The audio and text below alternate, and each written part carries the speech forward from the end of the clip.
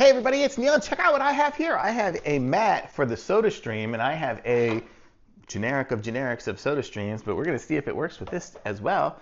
Actually, I'm going to aim you guys down slightly here so you can see the table as I do it. So this is what it looks like here. I'll show you it. It's very silicone-y and rubbery. And if you've used one of these before, you know sometimes you get a little spillage and everything like that. And then this is, the bottle, and let me just take everything off. And so this is kind of it here. It has the little, section there. I don't know if this...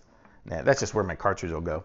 But then you can just kind of stick it on here. It doesn't fit perfectly on this particular one here due to the fact that mine's just a generic SodaStream. But it'll be nice to have it on here, and then you have kind of a little reservoir here. So if it spills and stuff like that, when you take it off or anything like that, you've got a little area here. And also it'll kind of hold it in place so it won't be rocking all over the place. And then I guess you have this one here so you can put the bottle in it or whatever to keep it as well. So very cool. Nice little setup here. It's by Alfonso.